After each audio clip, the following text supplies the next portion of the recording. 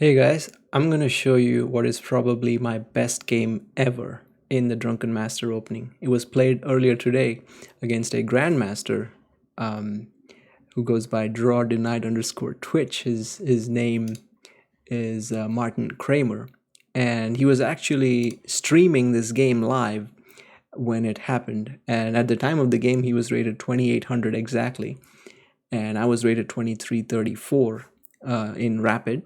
It was an 8-minute game, which Lee Chess considers to be a rapid game. And I played my Drunken Master Opening, which initially amused me, but later on amused him, but later on bamboozled him as well. So I'm gonna show you that that game. All right.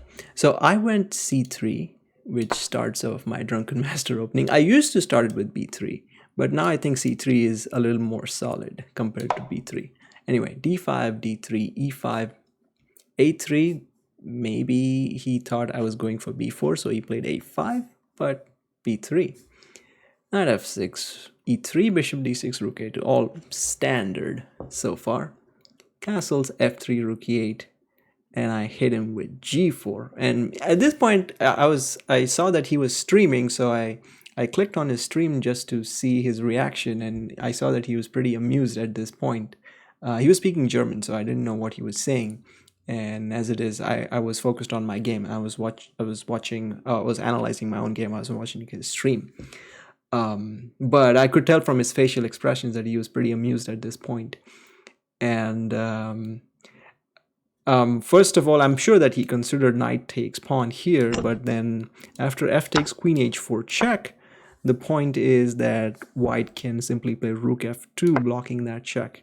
And after bishop takes g4, knight f3, white can consolidate and actually get a better position. So that's not on in the position. So he found the right way to play, which is d4, which really causes some serious problems for white here. Because of e takes, obviously, e takes d, and then my king is exposed. And that's not the way to play the position. If c takes d, e takes, and e4, this pawn is unfortunately pinned to the king, and he can take advantage of that with knight d5. Now he's going queen h4 check, knight e3, and that's not going to be a pleasant position either. So I played e4, and I saw him nod, which told me that he understood that e4 is the only way for white to play in this position. So then I'm threatening c4 now, so and closing it completely. So he played correctly with dc, and I took, and now I have a huge hole in the position on d4. So he plays knight c6. Okay, I play rook g2, which is my standard rook swing maneuver in the Drunken Master, and he played knight d4. So now he's making it difficult for me to develop this knight because he's targeting this pawn here. So if I move the knight, that pawn is threatened. So I played knight c to e2 to hit this guy, and I can trade him off and then bring this knight out. So I was a bit surprised by his move here. He played knight b5, which a4 comes later, but his main point is to get rid of this guy, and then he can start to advance down this way. I was tempted to sacrifice this pawn and continue development here, but then I was afraid of a4 idea, so I thought I might as well play a4 myself, stop that, and allow him bishop b4 check, which he was happy to play. But I played king f2 here, and then he played bishop c5 check. Maybe he was expecting bishop e3, but then I just moved the king up here, king to g3, and now this guy here is attacked, and he's also misplaced. So he should have at this point moved the knight to d4 instead of wasting a move with knight d6. Yes, he's threatening knight takes e4, which is what I thought he was threatening, because let's say I play a move like h3, then he can play knight takes, and if f takes, then knight takes, and now I cannot take here because I lose my queen. But I could still have played king h2, and it's not the end of the story. But I was scared of that move. So instead I played queen c2, which moves my queen away from this square and also attacks his bishop on c5. So he defends that with b6. And now I played h3, strengthening this point and also creating a square for my king here, and then getting ready to play f4 and knight f3. So bishop a6, he's hitting this guy. And of course, his threat is if I play a move like bishop b2, let's say, then bishop takes, and knight f5 check, and my queen is hanging after takes and takes. So I saw that and played king to h2, because now knight f5 is not check in the position. So knight b7, now he's still hitting d3, so I played knight g3, defending that. And now he should have really used his lead in development immediately, because if he does not, then white is able to consolidate and in fact even get a better position. So queen e7, which he played, was a huge mistake. He should have played bishop e4 with the idea of knight c5, and then he can start to target this d3 pawn with 1, 2, and 3 pieces, potentially rook coming down to d8 as well. And that would have been a really difficult situation for me to deal with. Instead, he played queen e7, and I was happy here to jump in with knight f5, attack the queen, but this was a slight inaccuracy, as I'll explain. But let's see the game first. Knight f5, queen e6, f4, thinking I'll bring my knight out here. But then he hits me with knight takes e4 because the pawn is pinned to the bishop. Which is why knight on g3 is important, because it holds this pawn. And now I should have simply played f4 in this position, freeing up my knight to come out while this pawn is still strengthened by this knight on g3. So that was a good point there. But anyway, I saw the move and I couldn't resist. I just jumped in.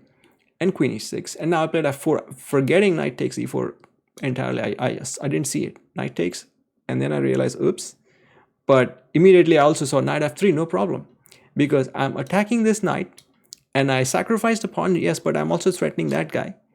And I'm bringing my pieces out. So that's, my king is somewhat safe. And my rooks, if they get active, then his king could be in trouble. So I was not disappointed with this. Here again, he made a huge mistake. He should have played knight d6, hitting this knight, so that if I take here, then he simply trades that knight out, and then I don't have much of an attack in the position. But he played what was the worst move in the position, which is knight f6. And it's such a normal move that it's hard to understand or appreciate that that's the losing move in the position. And it's worth 2 question marks, because it allows white 4 moves in a row for free. Let me show you. Pawn takes pawn, the first move. Attacks this knight, plus gets a really strong pawn on e5, so he moves away. d4, move 2. Attacks the bishop, also opens this guy to swap this guy out. So he has to drop this bishop back, which he does. Move 3, just take. Makes room for my rook to come out. He has to take, and move 4. I got 4 moves in a row, plus his rook is loose, so he has to drop that back.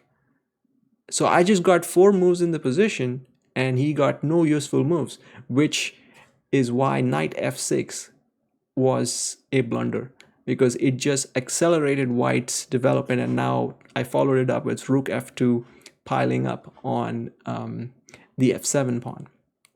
So rook d8, I think that he didn't appreciate the danger in the position. I played knight g5, which makes sense. I want to start attacking this guy, so I swap off this defender, so he's 1 defender down, and this guy is in no man's land. He's not helping the position. Rook d7, because I was threatening to play bishop takes rook here. And here I